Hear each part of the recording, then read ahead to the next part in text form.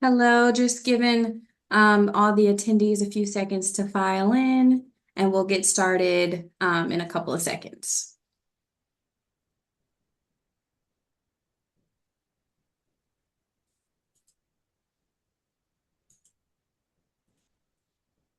All right, so good afternoon and Happy New Year to you all. Welcome to today's webinar titled Defending State Systems Against Emerging Cyber Threats.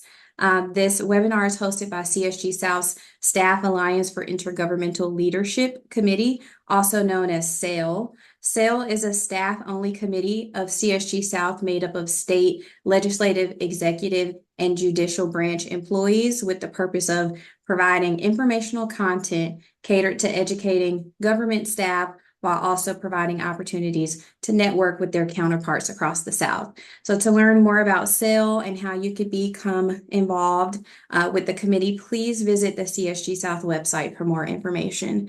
So a few things to note before we get started. This session is being recorded, and participants may use the Q&A function to submit questions at any time, and we will review those questions at the end of the presentation. A short survey link will be shared at the end of the webinar. We would appreciate it if you took a moment to complete it and provide us with your feedback. So as mentioned, today's session will explore how cybersecurity threats to state governments are evolving, which systems are most at risk, and what trends officials should monitor. And to walk us through this discussion, we have Megan Inserto and Matthew McGarvey. So Megan is the Member Experience and Engagement Manager for the Multi-State Information Sharing and Analysis Center, a division for the Center of Internet Security, where she promotes cybersecurity best practices for state, local, tribal, and territorial government partners. With expertise in cybersecurity frameworks and risk mitigation, she collaborates with organizations to enhance their security controls and foster a proactive cyber defense approach. Matthew is a senior account executive for CSI, or CIS, sorry, where he bridges the worlds of business, cybersecurity, business and cybersecurity, particularly those in local government and education, also public institutions. Matthew helps organizations understand how cybersecurity threats can disrupt not only operational workflows, but also financial stability. So Matt is a regular presenter for CIS on implementing security best practices for both the cyber underserved and those in highly regulated industries. So with that, I will kick it off to Megan and Matt to get us started. All right, thank you, Jaslyn. I'm going to go ahead and share the slides here. All right. Well, thank you everybody for joining today. As Jaslyn mentioned, I'm Megan Inserto. I am a Member Experience and Engagement Manager for the MSISAC. So I work directly with our members on things like our services, membership, any sort of like questions that you have, you can definitely send my way. Don't hesitate to reach out to me. I cover pretty much all of the South. So I'm kind of your point of contact here at the ISAC. And we've got a lot of information for you today, so I'm going to jump right in. I like to start with this in case anybody is not already familiar with what the MSISAC is, who we are, and what we do. But we are the Multi-State Information Sharing and Analysis Center, so MSISAC for short.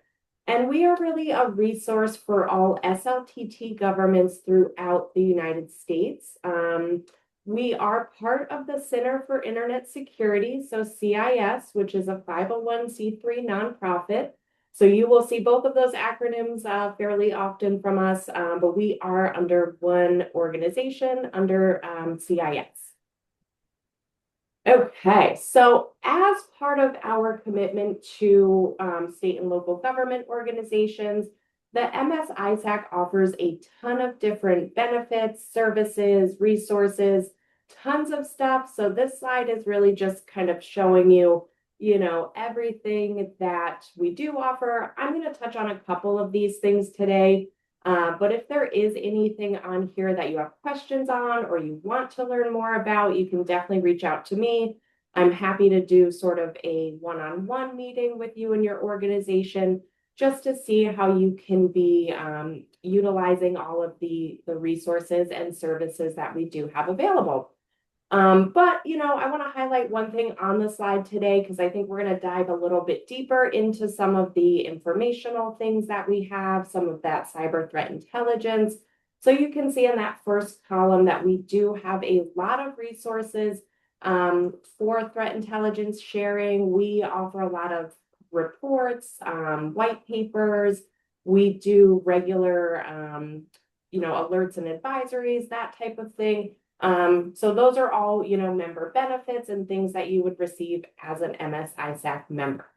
So with that, before I get too carried away on services and things, like I said, I'm going to touch on some of these later on. I'm going to jump into a little bit of info on some of the current threats that we're seeing. So here at the ISAC, we do have a dedicated cyber threat intelligence team. And what they are doing is a lot of research, a lot of deep dives into some of the current threats that we're seeing, vulnerabilities, different types of malware and things. So for today, I wanted to give an overview of some of the current threats that we're seeing, as well as some new tactics and things of that nature.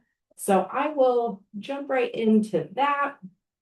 Okay, so the first thing I wanted to kind of talk about is it's really like a newer tactic that our cyber threat intelligence team has been seeing increasingly popular since 2025, and it's called click fix. So when I say click fix, what I'm really referring to is a new technique that threat actors are utilizing as kind of a new tactic to deploy different types of malware and things of that nature. I'm going to jump into how this works a little bit more on the next few slides, but it's really something that our CTI team has observed related to some of the more kind of prevalent types of malware.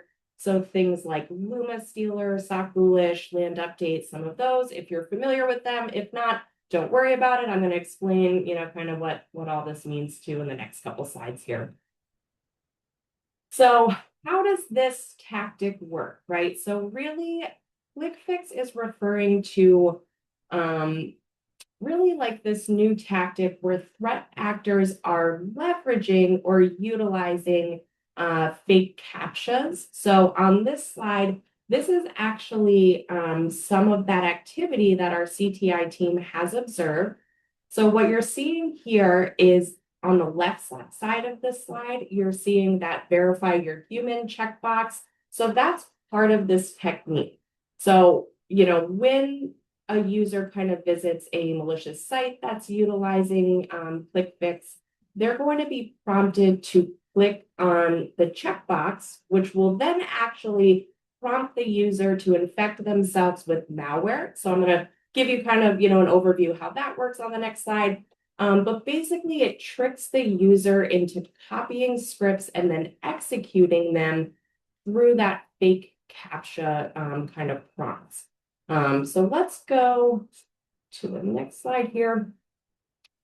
So what happens after, everyone's seen those kind of verify your human pop-ups and everything. So we're kind of used to seeing those on a regular basis.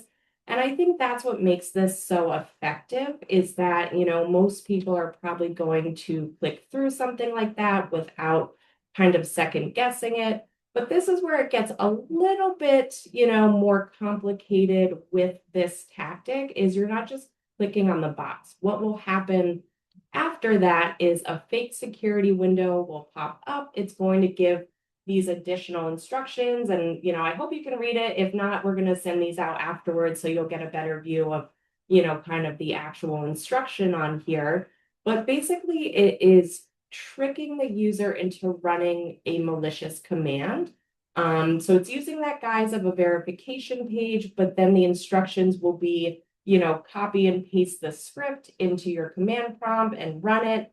And then that is, when it's going to like drop malware and that type of thing.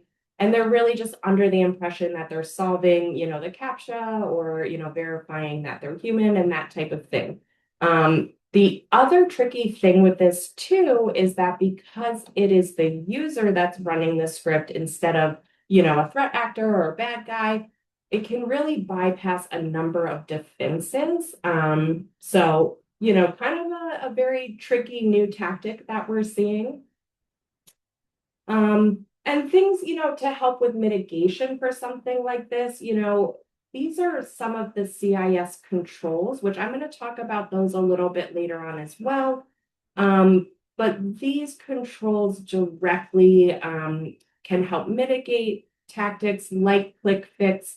You can see here things like audit log management, email and web browser protections. I'll talk about some of our services too that can assist with that. And I think the last one's really important, security awareness and skills training. I'm going to talk about that a little bit too, because, for some of us, it might seem obvious that, running a script is not typically part of the usual kind of CAPTCHA and everything, but some people might just follow the instruction to try to, get to what they're trying to access online. So I think security awareness training is a big piece of mitigating this type of technique. Now, other sort of threats that I did want to take a look at today is the use of AI. So we're seeing a large rise in AI use. I'm sure that's no surprise to many, but for, malicious reasons, right? So let's look at, some of the information that CTI has shared with us about AI and phishing. I think this is really interesting because one of the ways that threat actors have sort of leveraged AI is to create more realistic phishing emails. So, I think in the past, everyone's been aware, if you get an email and it's got a lot of typos, the wording is strange, that type of thing is kind of a giveaway that you may be dealing with a phishing email. Well, that's sort of, a thing of the past now. We can all easily use some kind of AI bot to create a more realistic, grammatically correct email that looks a little bit more believable than what we've seen, in the past. So let me show you too. I think I have an example. Yeah, here on the next slide. So, here's a good example of sort of on the left side, we're looking at a phishing email that, definitely looks a little off, right? We've got some missing spaces. We've got a weird looking sort of PDF image in there. But then on the right, this is just a quick prompt that created a very believable and realistic looking email. Some of the other ways that threat actors are really using AI too is to even target specific organizations. So, rather than having to do kind of like their own research and things, if you wanted to create an email to go directly to, say, a county government or something, a lot of that information is public. So they could, incorporate names of people that really work there. They can reference, specifics about that county and things of that nature. So, kind of the traditional like giveaway sort of phishing emails, we're definitely seeing less of that, and we're seeing more of these kind of polished, realistic looking phishing emails as well. And oh yeah, here's a great example too. So as I just mentioned, this prompt actually was meant to tailor the phishing email for a specific county. So we, kind of blacked out like the name of the county and everything, but it really did pull, real information. I think the funny thing here is that I believe our analysts asked it to include sort of like a fact about the counties to make it more realistic. And so there's like a little joke in here about like a notorious traffic spot. So again, just feeling a little bit more believable. And then it did sign off this email from somebody who does actually work at the county, although that person was actually no longer there. So a little bit off, a little bit of a telltale, but so much more realistic than phishing emails of the past. Now, another way that threat actors can utilize AI, and I think this is, even a little bit scarier too, is that you can, our analysts kind of played around a little bit with asking, I think this was ChatGPT for malicious code and then instructions on how to actually deploy malware and that type of thing. And what they kind of said is that, when they asked for that type of thing initially, the chatbot was like, no, I can't, provide you with something like malware and instructions and everything. But they were able to go in and say, I just want this for educational purposes, or I just want it for research.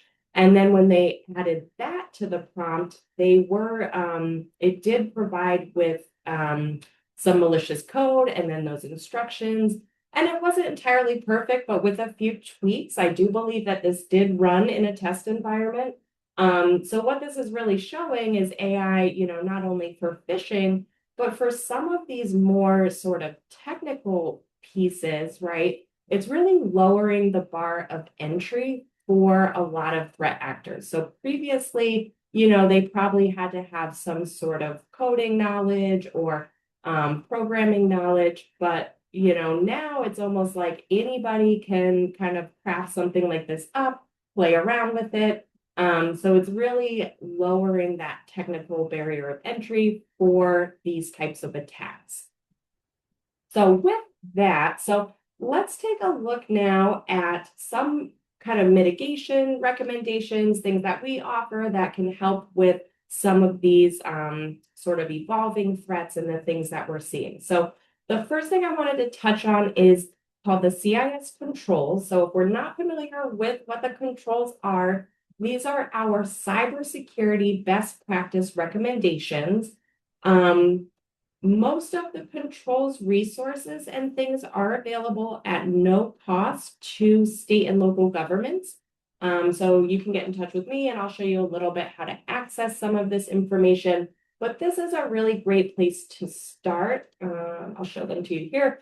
So a great place to start, either if you are just starting to build out, your cybersecurity planning and implement some better cybersecurity practices, or if, you're even somewhat like mature in this, but you're kind of looking at what types of things do I want to implement next. This is a great sort of guide, or I kind of always refer to this as like a playbook for cybersecurity, as this is going to walk you through all of the things that we recommend to defend against the most common types of attacks.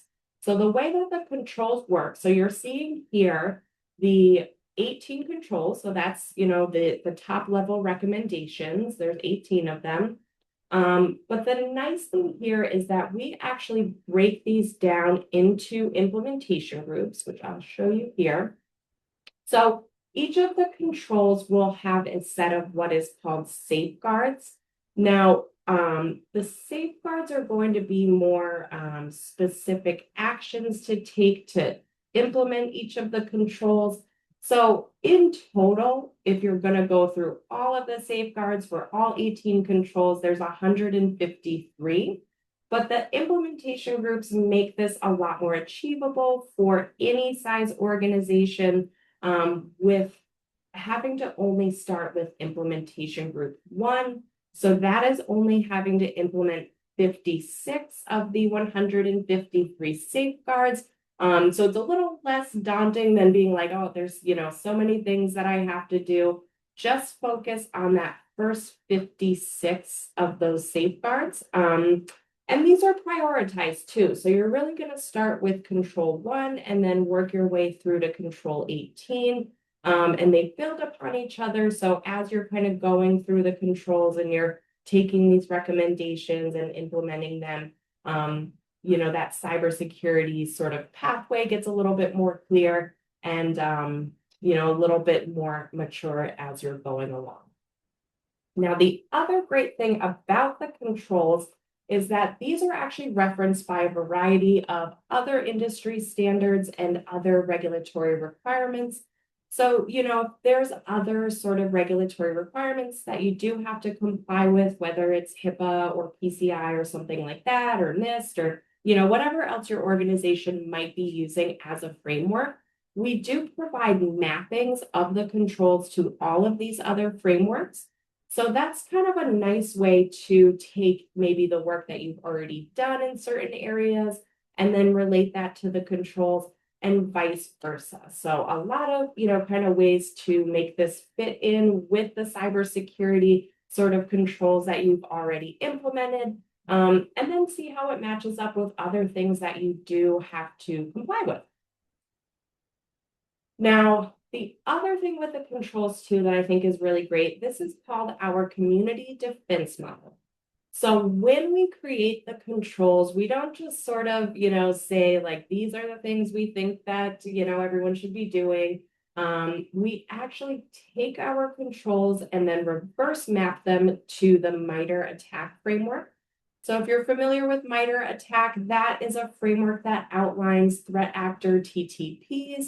And it shows, the top 5 most common attacks listed here. So malware, ransomware, web application hacking, and a couple others there. And then we reverse map the controls to these tactics to show you how effective they are against defending against the most common types of attacks. So you can see here, if you just start with implementation group 1 and you just do, those first 56 safeguards, that's going to defend, against, 70 to 80% of these attacks. So, pretty good. If you end up implementing all of the safeguards, you're closer, in the 90 percentile. But, a really kind of great way to visualize why these safeguards are important and what they're defending against as well. Now, another cool thing that we offer to go alongside the controls, again, this is freely available on our website at that link at the top of the slide. This is called our Controls Navigator tool. This is more of an interactive mapping tool. So you can actually go to our website, select which of the controls you've implemented or which other, frameworks that you're working through. And this will provide more of an interactive mapping that you can download as an Excel file to help you track the implementation of the controls as well as other frameworks. So that's a nice tool available, again, at no cost. Next thing I want to jump into is called Secure Suite. This Secure Suite membership is available to all state and local government entities at no cost. So you can sign up for your Secure Suite membership. I'll provide links and some information and everything afterwards. But this still has no cost for SLTTs. So within Secure Suite, if you're not familiar with, what this is, what you have access to, you will have access to a ton of different resources, tools, things here in Secure Suite. That link at the top, workbench.cisecurity.org, is how you would access this and sign up for it. But really quickly, I will give you just a fast overview, access to CIS controls, which I covered, resources. We have a ton of different guides. We have things like policy templates, the mappings I talked about. So you'll get all of that stuff in Secure Suite. And then we also have access to the CIS benchmarks, which are going to be our recommended secure configurations for a variety of technologies. So things like operating systems, servers, things of that nature. I'll talk about these a little bit more later on. And then we do have some tools in here as well, like our SysCap Pro scanning tool. We have the CSAT Pro tool, which tracks the implementation of the controls. And then we do have CIS build kits, which help you deploy the benchmarks throughout your organization. So there's a lot of stuff in Secure Suite. Like I said, if you're interested in learning more or you want to do more of like a hands-on demo of these tools, let me know and I'm happy to set up some one-on-one time to go through everything that's in here.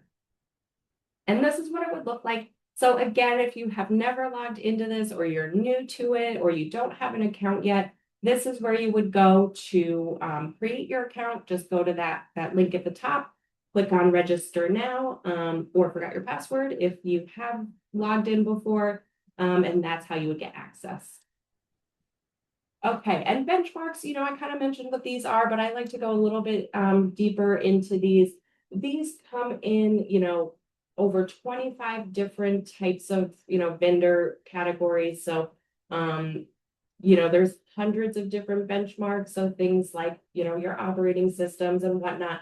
And these are going to really give you what our recommended secure configuration is for those technologies. So the reason this is important is that, a lot of times misconfigured systems may have vulnerabilities that are easily exploited by threat actors. Sometimes out of the box configurations are really designed for ease of use or ease of deployment rather than security. So it's important to consider, hardening those systems and implementing a bit more secure configuration throughout the technologies that you're using. Now, the other tool that I mentioned in here, SysCat, that is the scanning tool. So what this will do is actually scan your current system configuration, compare it to our benchmark configuration, and then provide you with this report showing you percent compliancy, passes, fails. So it makes it a little bit easier to kind of gauge where your current configurations are and what types of things we want to be hardening within your system. So that's kind of, what that report would look like. And that can all be downloaded in Secure Suite. And then lastly, the build kits. So I mentioned these a little bit. These are going to be pre-configured policy templates with our benchmark recommendations so that you can actually download and then deploy them throughout your organization using group policy or like a shell script in a Linux environment to actually implement all of those benchmarks automatically. So making it, again, a little bit easier for some of that remediation. Okay, so I think, oh, no, I'm not passing it to Matt yet. I got a couple other things to go through. So I did mention MS-ISAC membership. If you're not an MS-ISAC member, let me know. I'm happy to kind of walk you through signing up and all of that kind of thing. But I did want to touch on a couple of the services that are available to MS-ISAC members. So one of those things is our Security Operations Center, or our SOC. And this is a 24/7, 365 fully staffed security operations center. So this is available to you as a member, that you can call them or email them with any cyber related questions or concerns. So if you do come across something in your environment that seems suspicious or, you're not really sure of something, might be off, or if you definitely know, hey, I have a problem, that type of thing, you can pick up the phone or email the SOC 24/7, and one of our analysts is available to help you with remediation guidance. They can take a second look at what's sort of going on and then offer you, next steps and guidance and that type of thing. So that's a great, I think, resource for members, especially those that don't already have a SOC. A lot of times members say to me, like, I don't know who to call if something happens. Like, this is, definitely available for you to call in the event of something happening. And then in the event of an actual incident too. So we do also offer cyber incident response capabilities. So if your organization does experience an incident, you can utilize our cyber incident response team. They are accessed through the SOC, so same phone number and email there, and they can help you during an incident with incident response assistance. They can do some technical tasks like log analysis, malware analysis, and digital forensics. But really, they're there to help walk you through the steps to recovery from an incident and really work alongside you should an incident occur. Now, last sort of service that I did want to touch on today, because this is actually directly going to assist with some of those current threats that I mentioned earlier. So things like that click fix technique where, users are directed to a malicious site. This service is something that would assist with that. So this is called malicious domain blocking and reporting, or MDBR. This is essentially a DNS filtering solution that we offer in partnership with Akamai. What happens here is when you sign up for this and get it implemented and everything, all of the DNS requests from your organization will get compared to MDBR's list of known or suspected malicious domains. So if somebody is trying to access a malicious site, or if they do click on, a phishing email or something like that, it's going to get automatically blocked and then locked. So a connection will not be established with the malicious site. So that's, one good layer of protection there. And then that will also get logged, and you'll be provided with a report once a week that shows you the top 10 blocked domains, threat type, severity level, and really just some overall information about it. And I'll show you here on the next slide a little closer how this works, so you can really see, all of those DNS requests coming from that workstation going over to Akamai. And then that's where, it would determine, hey, this is something malicious. We're not going to resolve that DNS query. And then it does get blocked. So kind of a good way to cut down on some of that ransomware, malware, and phishing attempts. Okay, so now I am going to pass it over to Matt to cover a few other mitigation options that we have. So over to you, Matt, and I'll pop back on in a little bit. Hey, Megan, thank you so much. What a great job. And even though you can't see me, I don't know why. My camera is on. I am a real person talking to you. I'm not an AI generated bot looking to have a little too much fun with you guys on a Friday afternoon. So, Megan, thanks again. And I hope that, first of all, thank you for joining us today to our audience. And I hope that you've all gotten to see the power of our SOC and how the MSI SAC is truly built for the members all around the country, in cities and towns and states just like you. And we're here to support that membership and take good care. So in addition to all of the tools that Megan was just kind enough to illustrate, we even have a couple more. We have a few more that for very affordable fees are supported by CIS, implemented with you to ensure that you can build your cyber posture even more. So if you could flip to the next page for me. The first one is called Albert. And Albert is a intrusion detection system, network monitoring and management. And what happens is that it is a true line of defense in place where our SOC is using Albert, which is a device that sits on your network, very inexpensive, that is being monitored for malicious signatures on your north and south traffic. And when an alert happens, if you could flip to the next slide, it's generated and sent to our SOC. Our SOC is jumping all over it.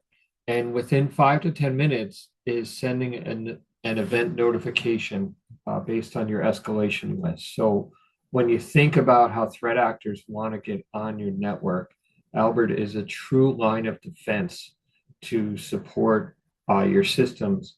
And because it's managed by our SOC 24/7, 365, we got you on nights, weekends, holidays, etc.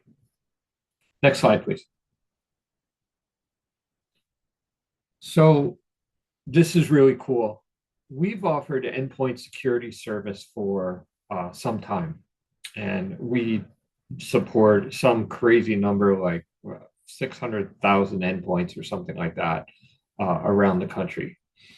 And Megan, you can probably fact check me on that number. I actually think it's more than that. But we've always offered endpoint security, and it's really neat because endpoint security is something that for your workstations and servers, it's just become a necessity.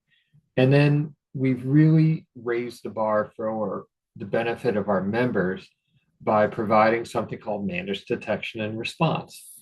And what happens in managed detection and response is we offer two terrific partners, Sophos or CrowdStrike, that the member can choose. And we will support either of those products for you. And what that means is that we'll provide the software license that includes the endpoint security and antivirus. And we will also provide the management of our SOC 24/7, 365, and the incident response. So we're taking care of those false positives, those nonsensical alerts, and all the things that are really designed to give you your nights, your weekends, and even your days back, where we will only notify you if it's actionable and very serious. Otherwise, you get a nice little report from us saying that this was identified and this was squashed, and our SOC has your back and providing full support. Next slide, please. So a few minutes ago, Megan mentioned our malicious domain blocking and reporting, also supported by our SOC, and is identifying on a weekly basis, the daily basis, but reporting on a weekly basis, all of the blocked DNSs that need to be done. We offer a customizable plus version that allows the end user to go in and take the controls and make that make those customizations that are very specific to your environment. Really cool, provides off-network protection for organizations' devices that aren't on the network, and really just raises the bar even more and allows you to take a great service and make it even better. So, next slide, please. Awesome. So any questions on those? Certainly Megan and I are here to be a resource, and thank you. Back to Megan. All right. Thank you, Matt. Okay, perfect. So lastly, a few things I wanted to cover is the available resources, because I know that I gave you a ton of information earlier, so I don't expect everybody to remember all of that. But these next few slides kind of summarize how to access everything and what's available to you as well. So for controls, tools, resources, again, all of the stuff on this slide here, this is no cost. It's available to all SLTTs. Some of it's available through our website, and some of it will be available through Secure Suite. And again, to access that, you would go to the Workbench platform down at the bottom. And then lastly, too, so MS ISAC membership. If you're not already an MS ISAC member, and if you are, so, you may be aware that there were some changes this year with membership, where previously MS ISAC membership was no cost for all SLTTs. We have had some funding changes. So, now we are moving to a paid membership model. So if, this is new information for you, and if you were previously a member, you would have to log into our CIS portal at that URL on the slide. And that's where you would go to renew or purchase your membership.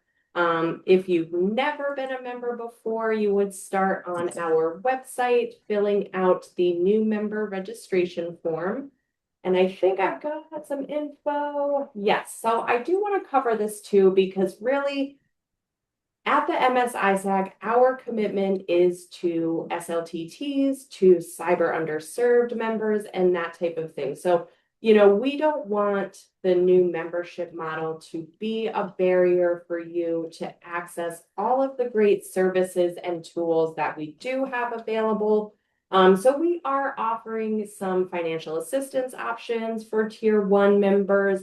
We're willing to talk with you on an individual basis too, and just to figure out, how we can make this work for you and everything like that. So some valuable resources on here, the membership FAQ page. That's a great place to start if you have other questions.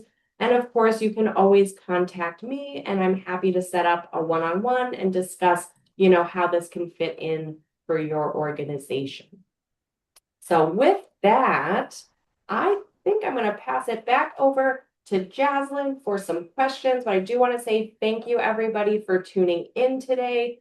Don't hesitate to reach out if there's anything that I can assist with. And over to you, Jaslyn. Thank you. Thank you both for all that useful information. To further round out the discussion, I wanted to ask both you and Matthew, and you can answer together or separately, a few questions regarding cybersecurity kind of in the public sector.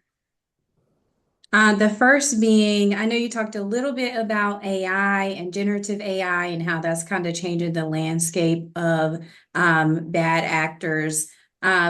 Is that the most significant shift you've seen in cyber threats in state government over the last year? Yeah, I would put AI, definitely at the top of the list. I think, not only in cybersecurity, but, in everyday, I think we've all seen changes that focus around AI. But like I mentioned, the main thing with AI and how it's really shifting the landscape is that it's really lowering that bar of entry for threat actors, right? So it's making it more accessible for, just kind of anybody that wants to, perform an attack, anybody that wants to, get money from a ransomware tactic and something like that. One of the things I always think of is I talk with a lot of K-12 schools, and they're always saying, like, even the kids, right? Like, they have access to AI, to chatbots, and they're hacking into their, school computers. And some of it's pretty trivial. They want to download a game that they can play during class that's unauthorized, things of that nature. So they're going in and disabling some of the cybersecurity controls and that type of thing. So yeah, I would definitely say AI, definitely a big change recently. Other things we're seeing too is like a rise in cyber insurance. That's been kind of a big topic where, it's, I think, really great for a lot of organizations as it's allowing some of that risk transference to the insurance agency. But some of the complaints I hear, from SLTTs is like the compliance requirements for, the insurance can be a little bit daunting, especially with limited resources. So a bit of a double-edged sword there, but definitely changing the landscape a little bit. I don't know if Matt has anything to add. I think that's a great point about the cyber insurance because, we can all buy an insurance policy. But they're happy to sell you something. Doesn't mean they're going to pay in the event of an incident. And one of the things that the carriers expect to see, and I learned this because in my previous role here at CIS, I worked with a lot of banks and credit unions, okay, heavily regulated. And in order to buy an insurance policy and really have something that the carrier is going to pay in the event of a disaster, they expect that you have a plan. And one of the plans that they really like are the CIS critical security controls, the 1 through 18 organizational practical plan. So if you have a framework like our controls in place, you're going to be looked at very favorably. All right, thank you. Sorry. Anything else to add, Megan? I was going to just say, because Matt brought up a good point about, cyber insurance requirements. And even like the use of AI just for information gathering, one of the things that we've seen recently too is threat actors actually, researching cyber insurance policies, figuring out, what is the payout amount, and then requesting that as the actual ransomware amount. So again, that double-edged sword a little bit, but also how AI is allowing just for, so much more research even. Yeah. I wanted to ask also if you guys have any insight on which state systems or services are being most frequently targeted. Are there Sure. any high value targets? I think it's always interesting. The way we kind of like categorize a lot of attacks is really into two separate lanes almost. So there's definitely the opportunistic type of attacks, and then there's the targeted type of attacks. When we're looking at something that's more opportunistic, it's going to be more from, a threat actor going out, maybe running some scans, maybe looking for unpatched vulnerabilities, looking for open ports and that type of thing, or phishing emails. They're going to blast off a million phishing emails and really take, attack whoever kind of falls for that. So really, to say a specific system is a little tough, but I will say, it does change fairly often due to newer vulnerabilities, due to zero-day types of attacks. So I would say as far as systems, really anything that is unpatched, is vulnerable, misconfigured. So thinking about some of those benchmarks that I talked about and how that can help remediate those vulnerabilities and that type of thing. But, in the other lane, we've got the targeted types of attacks where they're going to specifically choose your organization and then tailor the attack around the organization. So whether that's additional research or whether that is some of those more, kind of targeted types of phishing attacks. And I think, state and local governments are a little bit more at risk of things like this. And I think it's due to the amount and type of data that they store, right? So state and local governments are, we always say, data rich and sometimes resource constrained. So that makes them targets for targeted types of attacks where once a threat actor gets into a government system, they're going to find, they've hit like the treasure, right? So they're going to find social security numbers, health information, things that, are high value targets and are very prevalent in government systems. Anything, Matt? Absolutely. And just one other thing, if organizations, we definitely come across organizations who think they don't have valuable information, but threat actors will piece information together. You might just be one piece of a puzzle, and they'll put those pieces together. You get some from you, some from you, some from you, some from somewhere else, and now they have everything that they want. Exactly. And kind of in that same vein, is there a most common entry point that you see from attackers? Is it those click scams? Are you human, or is it via email? I know we're getting some phone calls sometimes these days. Is there a most common entry point attack? I think that comes back to the MITRE attack framework that Megan showed during her part. Those are the top vulnerabilities that are prevalent. So a lot of it comes back to those. Yeah. I mean, and definitely a lot of those types of attacks are somehow related to the end user. I think every year we see that as like the number one sort of attack vector is the end user. It's why I kind of mentioned, security awareness training. being a big thing. Did you want to add to it, Matt? Oh, go ahead and finish. I can have a I was like, I saw, yeah, I think I struck something with you. So, but yeah, definitely end user. I mean, and it's a variety of ways, right? It's not just phishing emails, it's not just phone calls. We talk a lot about insider threats all the time, and that can be an unwilling insider threat, right? It could be somebody who's trying to circumvent security controls to make their life easier without really understanding what they're doing, what the risks are, and that type of thing. So absolutely, end user is always playing a piece. So I want to give a shout out to our good friends at the North Carolina State National Guard Cybersecurity team. And they were kind enough to ask us to participate in their threat briefing last month. And one of the piece of information that they shared was about password vulnerability.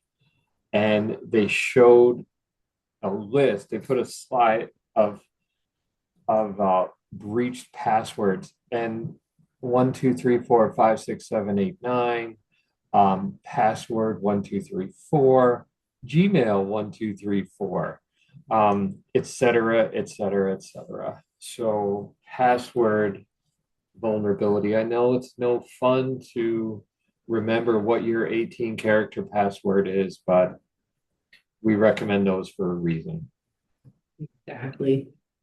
Yeah, and I think when we talk about security awareness training too, like I'm not talking about, the yearly videos or the compliancy requirements. I think it really has to shift to more of a security culture within the organization. Because if people don't understand why an 18 character password is, better, they're going to be less likely to want to implement it. So we really need to kind of change people's perspective. Yeah, some of these security controls can, be a little bit more time consuming and that type of thing. But if people understand why they're important, I think that is really the goal. Well, thank you both. I want to make sure I have time for any participant Q&A, and seeing none currently in the Q&A box, we can go ahead and wrap us up for the afternoon. So I wanted to thank our panelists for sharing their insights, and thank you to our audience for joining us today. All registered attendees will receive a follow-up email with the recording link, slides, any additional resources from today's session. And the recording of the session will also be made available on our CSG South website if you wanted to have a quick recap. So we look forward to seeing you all at our next SAIL webinar in February. It'll be on Friday the 13th, titled AI and Emerging Tech Legal Risk and Mitigation. So registration for that is already open. It will be another great discussion examining the key risk areas and providing practical mitigation strategies for developing AI responsibly in the public sector. Because if you haven't already realized from today's presentation, AI is ever evolving and changing the landscape of how we do things in every sector, but especially the public sector. So with that, I hope you all have a great afternoon, and thank you so much for joining us. Thank you, Megan. Thank you, Matthew. Thank you, Jacqueline. Thanks, everyone.